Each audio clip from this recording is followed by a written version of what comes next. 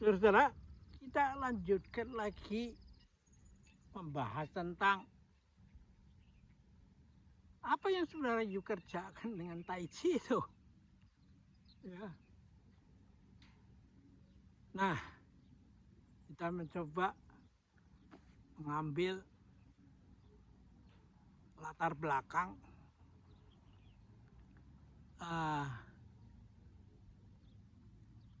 lapangan yang demikian luas. Nah, dalam kitab tentang perubahan I Ching dikatakan bahwa menengadah ke atas kita melihat langit, menunduk ke bawah kita melihat bumi, dan di antaranya kita melihat semua benda-benda, binatang, manusia, dan sebagainya.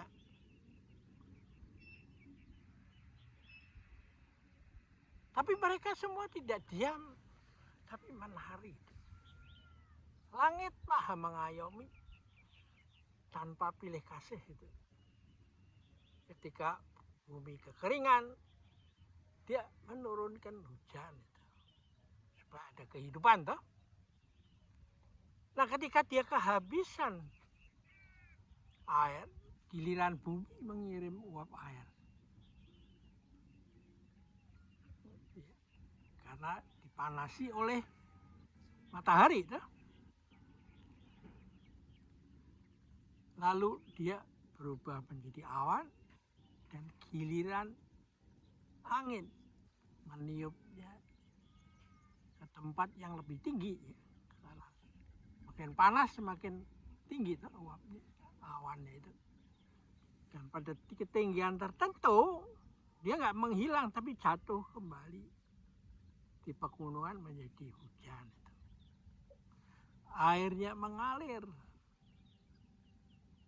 melalui sungai-sungai menuju ke samudera, tempat yang lebih rendah. Ketika tempat yang lebih rendah itu cekung, tidak bisa terus, maka dia menjadi danau. Dan semua satwa dan juga manusia itu hidup tergantung daripada air ini. Seperti di Afrika itu, batas negara itu buatan manusia, tapi satwa yang tinggal di situ itu nggak peduli, itu nggak pakai visa, nggak ada paspor, dia mengalir kemana-mana mencari air itu. Ya. Nah, yang meresap ke dalam tanah itu bukan hilang sia-sia, tapi dia diserap oleh akar tanaman itu, dibawa ke terus ke atas ke pucuk-pucuk dedaunan, sehingga terjadilah fotosintesis, ya, menghasilkan oksigen itu. Ya. Ya, dan dia bisa merubah CO2 berubah menjadi oksigen itu karena fotosintesis. Nah, karena itu oksigen yang dihasilkan ini menjadi paru-paru dunia itu. Nah, oleh manusia, karena diperlukan kayunya untuk bikin mebel, bikin apa segala macam, itu pada dipotong, digundulin, dan dihargain loh hanya pada ongkos potong, ongkos transport, sisanya dinikmati oleh yang mengerjakan itu semua, yang tohir di belakang itu semua. Nah, inilah kita harus kembalikan cara melalui pendidikan kesadaran ini, bahwa kita boleh memakai semua itu karena alam semesta itu mau memberi manfaat pada sekeliling. Air tidak mengalir untuk diminum sendiri, Tanaman berbuah bukan untuk dimakan sendiri. Bunga-bunga mewangi, harum untuk mewangikan lingkungan. Bukan seperti kita pergi ke toko parfum dan membayar mahal untuk supaya kita harum. Nah, inilah menurut saya cara berpikir kuno dari Tiongkok yang bertemu dengan Nusantara ini di dalam ajaran Memayu Ayuning Bawono. Cantiknya manusia tergantung pada cantiknya dunia. Tercantiknya dunia tergantung pada cantiknya seluruh alam semesta. Karena tugas manusia di alam semesta ini adalah mempercantik dunia, bukan hanya dirinya sendiri. Karena kalau dunianya nggak cantik, mana bisa kita bisa hidup dengan baik kan? Caranya bagaimana? Ketika ada 8 cara yang disebut hasta brata. Yang pertama adalah matahari, sumber energi untuk kehidupan. Setelah itu bulan Surya Chandra. Kalau itu malam kegelapan, dia memberi jalan terang. Dan kalau tersesat, Anda bisa mendongak ke atas melihat bintang-bintang itu, Kartika itu. Ya. Dan kalau Anda melihat ada perbedaan di sana sama sini, ada angin yang meratakan itu, yang membuat keadilan sosial itu. Ya.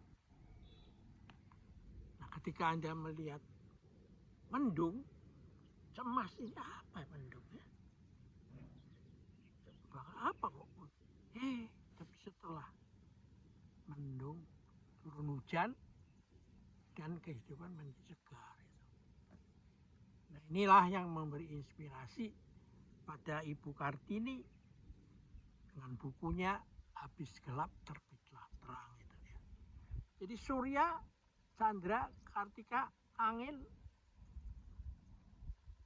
sama mendung. Masih ada 3 lagi. Yang ketiga itu adalah api. Api itu adalah meregenerate sesuatu yang busuk karena keterbatasan hidupnya, itu dikembalikan kepada asalnya menjadi debu tuntas seperti api. Nah, lalu semua itu mengalir menuju samudera yang tidak pernah meluap meskipun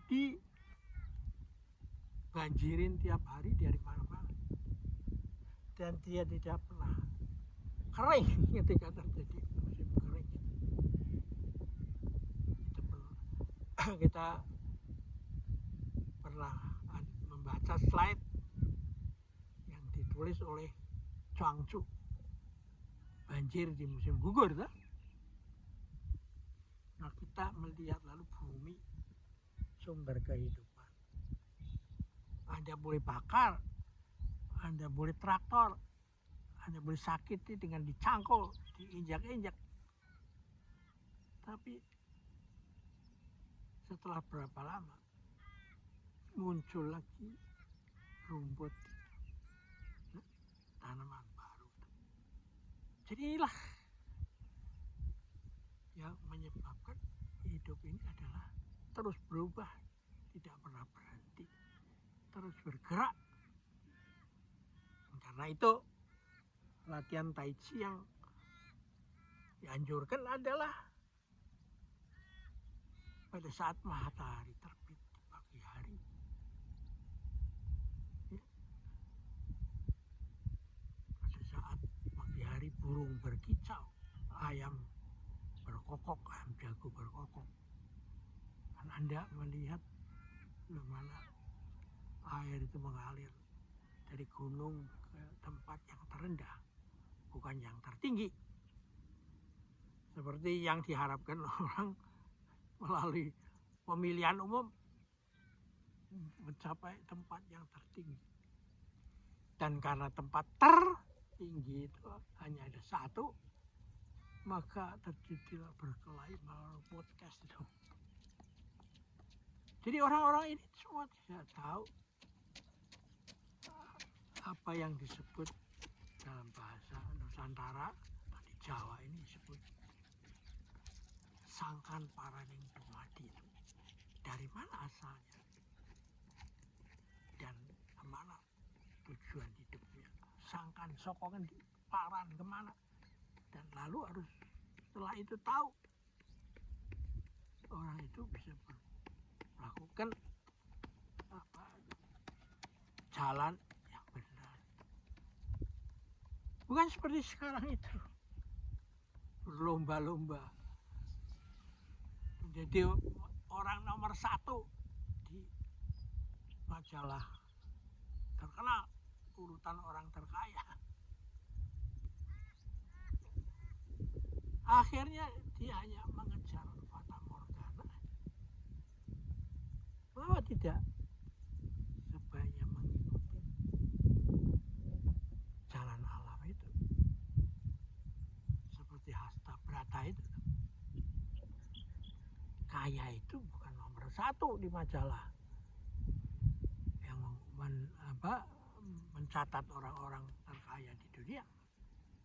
Tapi kaya itu adalah seperti samudra, dibanjiri tidak pernah meluap,